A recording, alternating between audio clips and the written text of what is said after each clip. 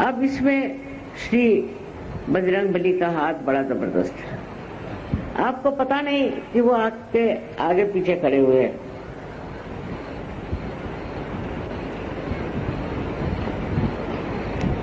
है तो उनका स्वभाव बच्चों जैसा, बहुत निर्मल और बहुत सरल, लेकिन इतनी समझदारी और हर तरह की खूबियां वो जानते हैं। इसका मतलब है कि उनकी शक्ति के साथ उनके अंदर निरक्षीर विवेक बहुत था। बड़े ही बुद्धिमान थे। आजकल की बुद्धि तो बिल्कुल बेकार है, पर वो बुद्धि की जो प्रेम से हर एक चीज को जांचे और समझे, उस बुद्धि के एक विशेष स्वरूप श्री गणेश थे और श्री हनुमान। दोनों में विशेषता ऐसी है कि हनुमान जी बहुत बलिष्ठ, बहुत तेज ऐसी देवता है और श्री गणेश ठंडे हैं। लेकिन दोनों जब वक्त पड़ता है तो बहुत बड़े संहारक। सहयोगियों को संहार करने की जरूरत नहीं, किसी का संहार करने की जरूरत नहीं। बस आप ये सोच लीजिए कि आपके साथ ही ये दोनों हर पल हर क्षण है। जब भी आपको कोई परेशान करे, तंग करे, तो साक्षात आपके संरक्षक आपके साथ खड़े। बहुत से बार आप सुनते होंगे कि ये मिनिस्टर लोग जाते हैं, कोई जाता है तो उनके साथ सिक्योरिटी चलती है। सहयोगियों की सिक्योरिटी उनके साथ ही चलती है। और दूसरी सिक्योरिटी जो चलती है वो है गणों।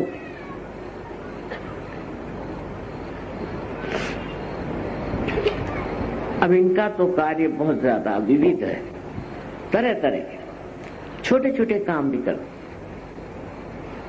और यही है कि श्री गणेश को, वो गणपति है, उनको सब खबर देते हैं आपके बारे में कि क्या हो रहा है, कहाँ गड़बड़ हो रही है, कहाँ से आप पर आक्रमण हो रहा है, कहाँ से आपको तकलीफ हो रही। आप जानते भी नहीं होंगे, कोई अज्ञात रूप से भी कुछ आपके ऊपर में हमला करना चाहे तो भी ये दोनों देवताएं आपके साथ खड़े हो। और जब गणपति ये बात बता देते हैं तो श्री हनुमान सज्ज हो जाते हैं। तो सहयोगियों को डरने की कोई जरूरत ही नहीं, किसी भी चीज से डरने की जरूरत नहीं। अभी एक किस्सा आपको सुनाऊं मैं, बड़ा आश्चर्य का है कि आपने सुना होगा कि अमेरिका ने हर जगह बहुत सारे बॉम्ब गिराए, ये सोच के कि इस जगह कुछ आक्रामक लोगों ने कुछ व्यवस्था की हुई। तो ये किस्सा जो मैं आपको सुना रही हैं वो ये अफ्रीका में एक जगह जहां पर कुछ सहयोगी थे और वहां बॉम्ब गिरा। वो बॉम्ब गिरने से वहां के जितने भी लोग थे सब मर गए और सहयोगियों को कुछ भी नहीं हुआ। वो बड़े हैरान, उनके ऊपर धूल भी नहीं आई। तो कभी वो कबीला नहीं आए थे, कभी उन्होंने सोचा नहीं था कि कबीला आएंगे, पर जब ये हुआ तो कबीला आए और आके बताया, मां पता नहीं किसने हमें बचा लिया। किसने हमारी रक्षा की, लेकिन हम सारे सहयोगी बच गए और बाकी सब लोग मर गए।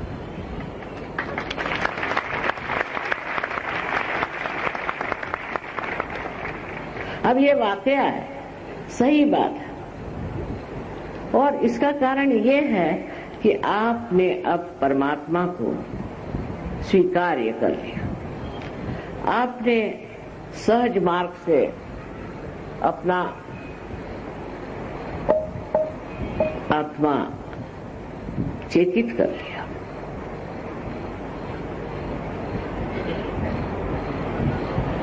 इस आपके नए परिवर्तन से आप एक महान भक्त और शक्तिपूर्ण ऐसे इंसान हो गए। अब किसी की मजाल नहीं कि आप कुछ, ऐसे हजारों उदाहरण आपको मैं दे सकती हूँ कि जब आप सहज में पार हो गए तो आपको कोई भी नहीं छू सकता। पहले भी संत साधु थे, सबको सताया गया, छला गया, सब कुछ हुआ, पर जितना भी लोगों ने छला या सताया वो डिगे नहीं, और इतना ही नहीं, उनका हमेशा संरक्षण। और ऐसी ऐसी बातें वो कहते थे कि जिससे लोग बहुत नाराज हो जाएं। सोचते थे कि ये क्या बातें कह रहे हैं, राजाओं के खिलाफ, बादशाहों के खिलाफ, सबके खिलाफ वो ऐसी बातें कहते थे जिससे लोग घबरा जाएं। पर हनुमान जी की शक्ति से उनको कोई नहीं छू सका, उनको किसी ने नहीं मारा। ख्वाजा निजामुद्दीन साहब के बारे में एक बड़ा अच्छा किस्सा है कि वो उनसे उनके बादशाह ने कहा कि तुम आकर के मेरे सामने झुको, कुर्नी साफ करो। उनका नहीं, मैं आपके सामने नहीं झुकने वाला, आप कौन होते हैं? बहुत नाराज होगा। उसने कहा कि अगर 3 दिन के अंदर आप मेरे आके आपने अगर सर नहीं झुकाया तो मैं आपकी गर्दन कटवा दूं। उनका कटवा दूं मैं, क्योंकि आप कोई बड़े साधु संत नहीं जो आपके सामने मैं झुकूं। तो उन्होंने आकर के बड़ा हंगामा मचाया कि 3 दिन बाद जाकर के इस आदमी की गर्दन काट। जिस दिन उनकी गर्दन काटने वाले थे उसी रात इसी बादशाह की गर्दन कट गई, कैसे पता नहीं। अगर ऐसे इतिहास में न होता तो जो बड़े बड़े साधु संत हो गए, जो बड़े बड़े धर्मवीर हो गए, वो खत्म हो जाते, क्योंकि राक्षसी प्रवृत्तियां इतनी ज्यादा बलवती है, इतनी हिंसक है और इतनी व्यापक है कि वो इन लोगों को तो खत्म कर ही देते। किंतु उनके पीछे परमात्मा है, और परमात्मा जो है वो एक तरफ हनुमान और दूसरे तरफ गणेश, ये 2 शक्तियां मिलकर के बना। वो संरक्षक, वो संभालता है। राणा प्रताप का किस्सा है मेवाड़ के, कि वो जब लड़ाई में गए तो उनके सैनिकों ने सोचा कि भाई ये तो हारने वाले हैं, तो उनसे कहले आप वापस जाइए, क्योंकि हम चाहते हैं आप बच जाएं मेवाड़ के लिए। सुनता नहीं, तुम लोग सब वापस जाओ, मैं तो ऐसे ही डटा रहूंगा, क्योंकि गण मेरे साथ खड़े हुए हैं। सहयोगी थे ना वो भी। आपको जाना तो आप लोग जाइए, मैं तो ऐसे ही डट के खड़ा रहूंगा, क्योंकि गण मेरे साथ। बस एक समझ लीजिए कि आपके आगे पीछे हर तरह के संरक्षण।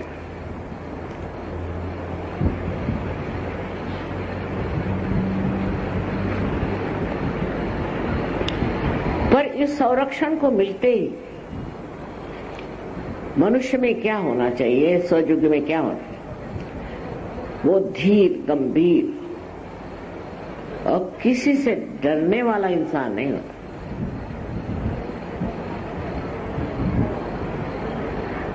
वो किसी से भागता नहीं, जम जाता है उस जगह और जो कुछ दुष्ट आदमी है उसके सामने डट जाता है।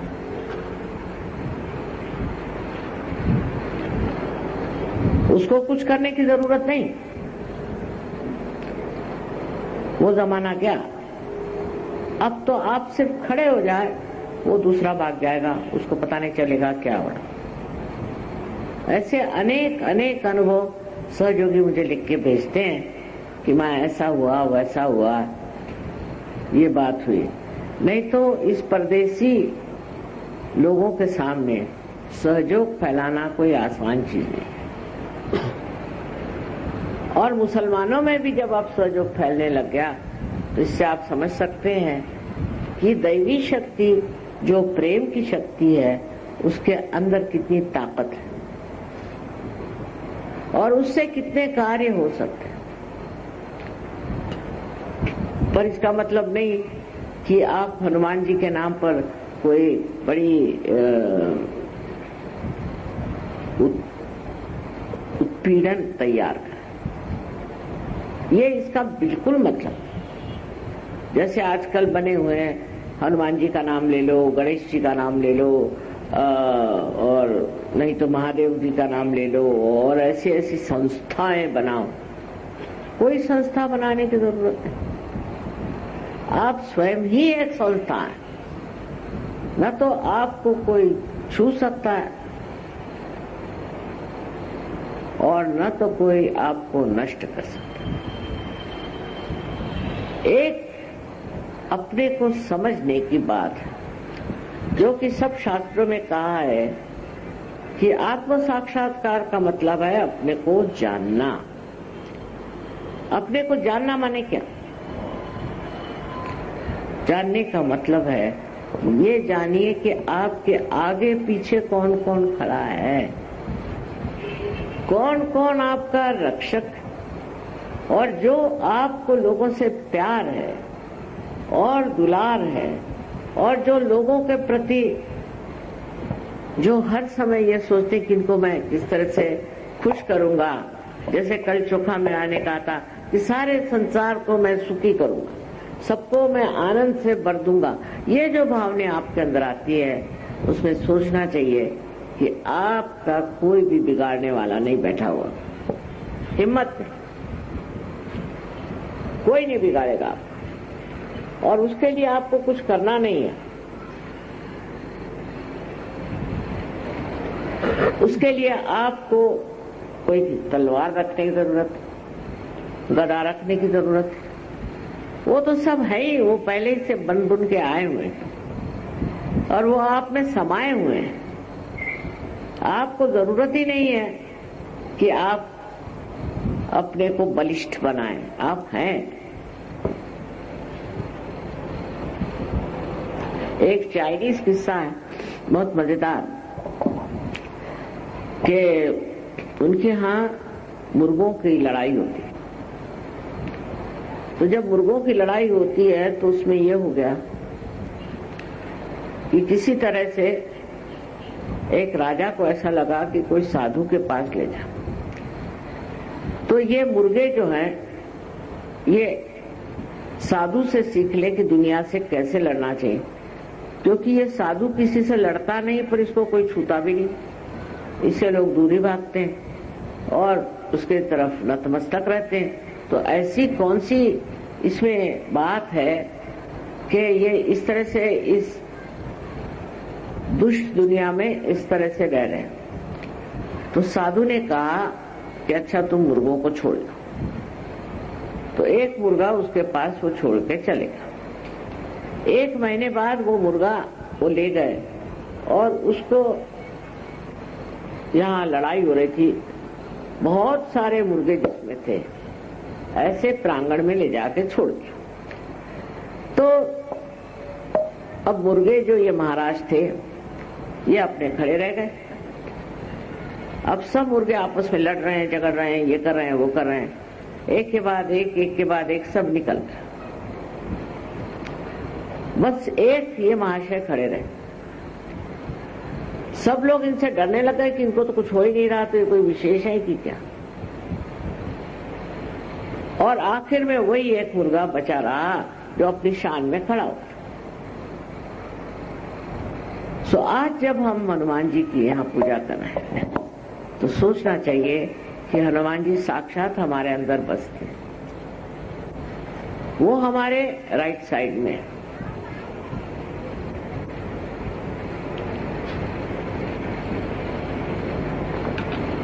माने पिंगला नाड़ी पर काम करते हैं। पिंगला नाड़ी पर काम करते हैं और हमारे अंदर जोश भरते हैं और उससे उष्णता भी आती है इंसान में। पर उनका मार्ग ऐसा है कि आपके अंदर उष्णता भी आए और भक्ति भी साथ साथ चला। सो जो वो उष्णता आती है, जो जोश आता है, वो हमारे अंदर राइट साइड में काम करता है। और जब हम हनुमान जी की संतुलन शक्ति को प्राप्त नहीं करते हैं तो हमारे यहाँ अनेक बीमारियां आ जाती हैं। जैसे लिवर की बीमारी है, अस्थमा की बीमारी है, और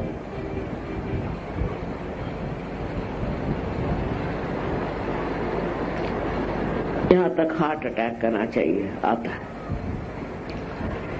और जब इनकी गर्मी नीचे की तरफ जाती है, हनुमान जी गर्मी को कंट्रोल करते हैं, पर जब गर्मी कंट्रोल नहीं होती है तो ऐसी ऐसी बीमारियां होती है कि जिनका कोई इलाज नहीं। ब्लड कैंसर हो सकता है इससे, और इंटेस्टाइनल ट्रबल हो सकता है। मैंने दुनिया भर की बीमारियां एक ही लिवर के खराबी से होती है, और लिवर की खराबी होती है क्योंकि हम हनुमान जी की बात नहीं मानते। माने कभी अगर हमें गुस्सा आया, कोई जरूरत नहीं गुस्सा आने, पर आया गुस्सा तो लगे मारने पीटने, इसको उसको हंगामा करने। ये फिर हनुमान जी की शक्ति। कोई गुस्सा करने की बात ही नहीं, किसी पे नाराज होने की बात ही नहीं है, क्या जरूरत ही नहीं है। अगर आप हनुमान जी को मानते हैं तो वो किसी पे गुस्सा नहीं।